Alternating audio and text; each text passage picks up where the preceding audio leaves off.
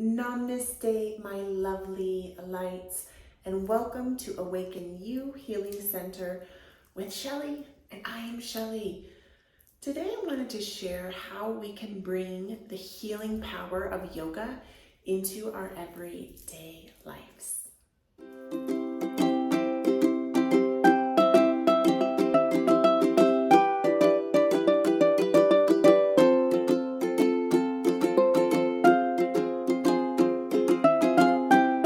Hello, my lovelies. Welcome. How can we bring the healing power of yoga into our everyday lives? A lot of us have this false perception that yoga is something that only happens on our mat in our movement portion of yoga, which is not true. Yoga is something that is so powerful that we can bring into our everyday lives, like beginning with when we wake up, pranayama, breath work. We can start by bringing our awareness on our inhale, followed by a conscious exhale.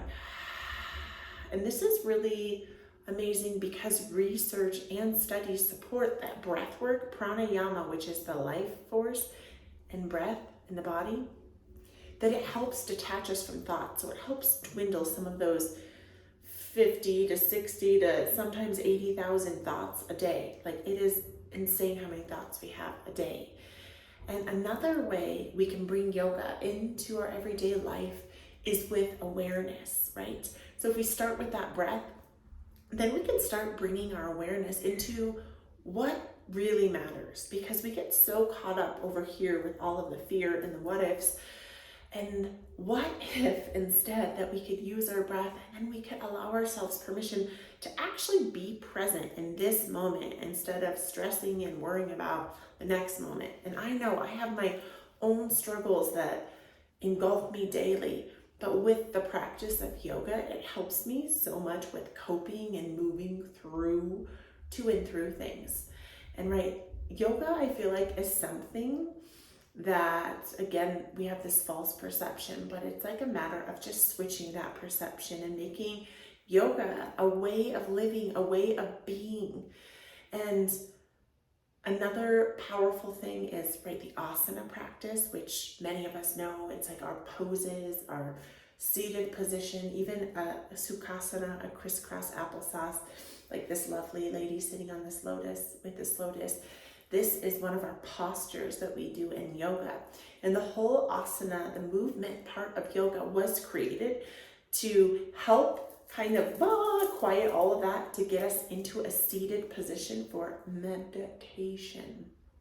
And yoga can be a helper when it comes to, right, again, with a lot of that stress, that anxiety and overwhelm. And we can use different mantras, which mantras are like these vibrational chants, these frequency shifters that can shift the way we are feeling. And one that you may have heard of, I have a tattoo actually, Zoop, is Om, O-M. Om. Om. We can use mantra, Om, where there's different chants for different energy centers. And if you haven't checked out, I have a whole segment on like introduction to the chakras, and there is a list of every single different mantra that is for the different energy centers. There's Lam, Ram, Vam, Om. These different chants we can do that can help us when we're struggling hard. Like if you're having one of those really yucky, over engulfing days. I've had days where I just Om, Om, Om, Om, Om, Om, Om, Om, Om, Om.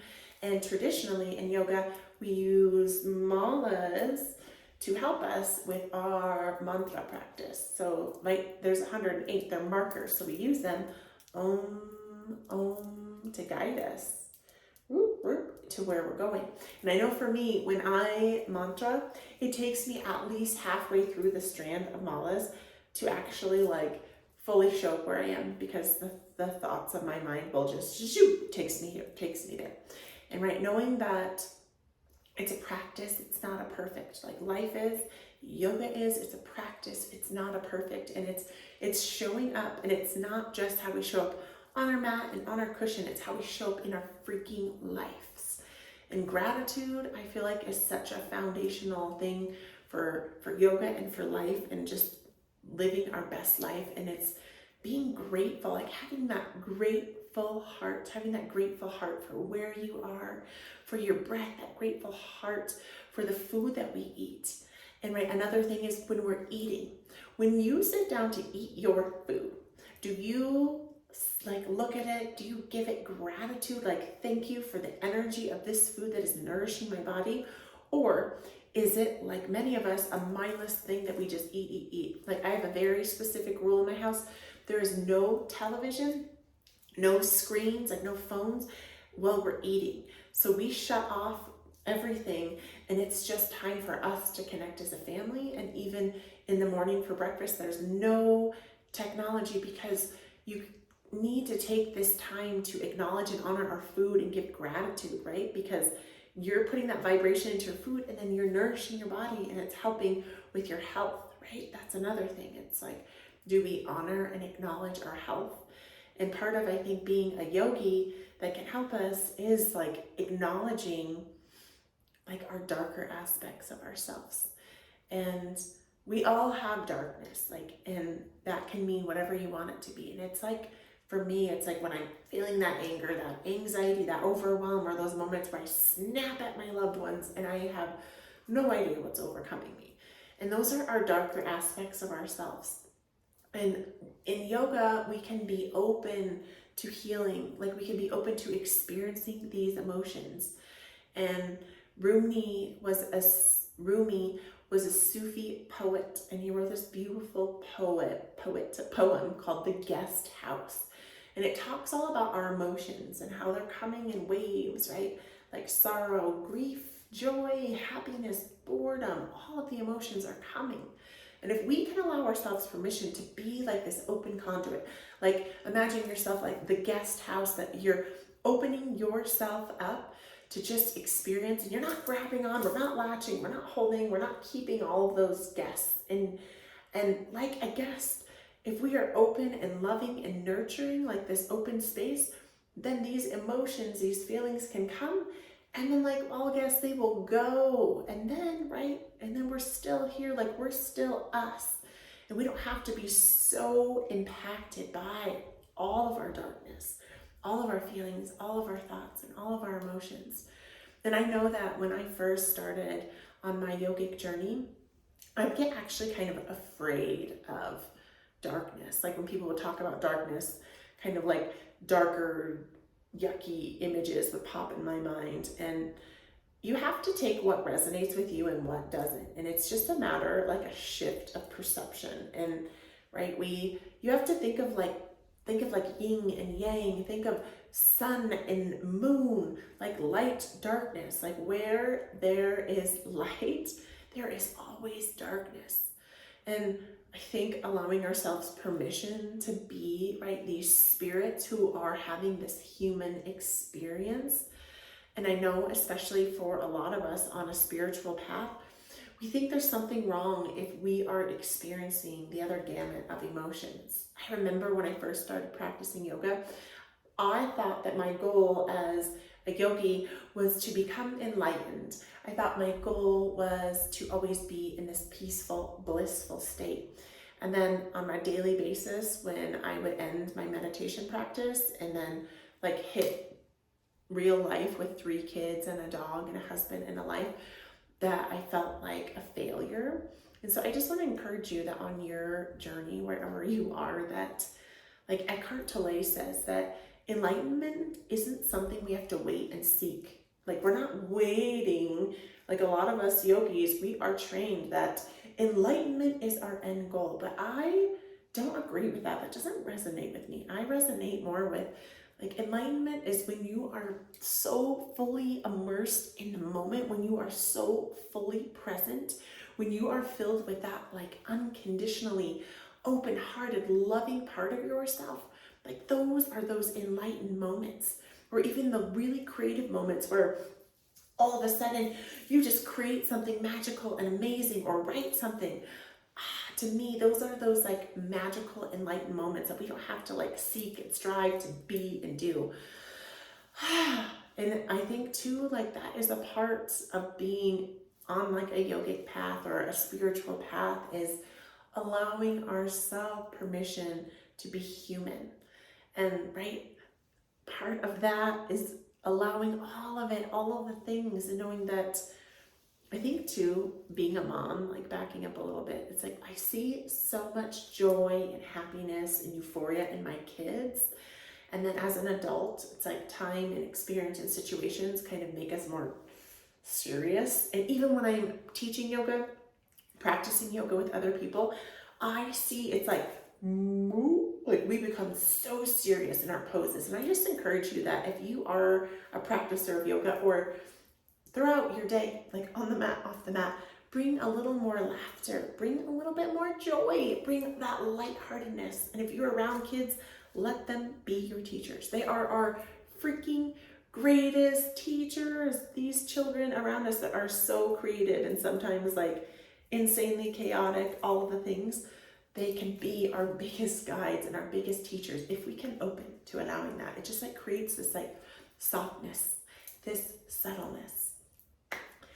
Another tip that I have to help like allow yoga to like aid us on our path of life, our path of healing, is surrender. Like if you have taken an awesome yoga class, you find yourself at the end in your shavasana, laying on the earth after all of it and just surrendering, like allowing yourself permission.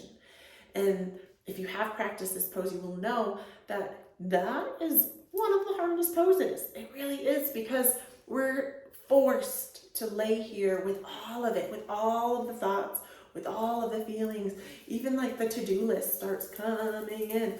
But when we can just surrender and be with it.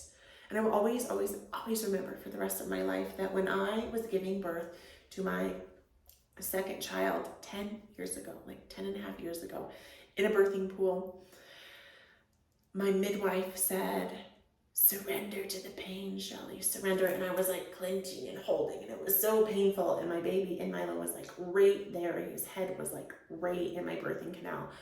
And I had this moment of complete just like softening. Just, I could feel all of the pain. I could feel all of the contractions. They were still there. They were very real and very painful.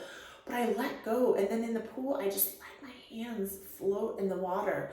And when the contraction came, it was just like surrendering, like letting go, and my body naturally pushing my baby out and holding him. And that was just like this like huge moment of like surrendering to what is. That gives me like goosebumps in my freaking hair. I love that. Well, I love you, my beautiful sisters, my lovely friends.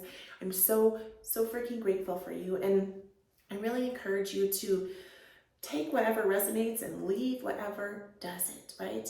I feel like from every video or a book or anything in life, we take what resonates and we just let go what doesn't, right? And that's part of surrender, is letting go of what is not serving us. Like if there is an aspect of ourselves, like lately, I feel like I've been driving myself crazy because I have been experiencing so much anger. I've been just like consumed in it.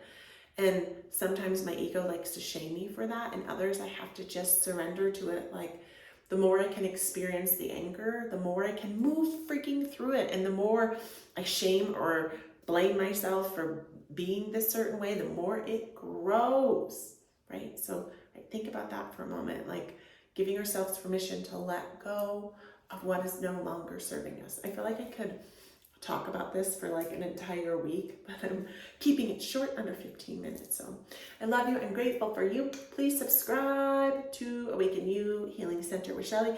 And if you haven't, you can also thumbs up this video. You can also get the notifications for whenever I have a latest and greatest video coming out. And I have a great podcast that is just expanding, Awaken You with Shelly Bond, on all of your favorite platforms. My favorite is iTunes. I love the Apple podcast platform. It's my favorite, but whatever floats your boat. You can find my book, Awaken You, Shelly Bond on Amazon. And you can check me out on Instagram, Awaken You, Shelly Bond, or Facebook, Shelly Bond. I love you. I'm so grateful for you, and I'm just holding space for you in your healing journey and where you are. I love you. I will be back here spending time with you next time.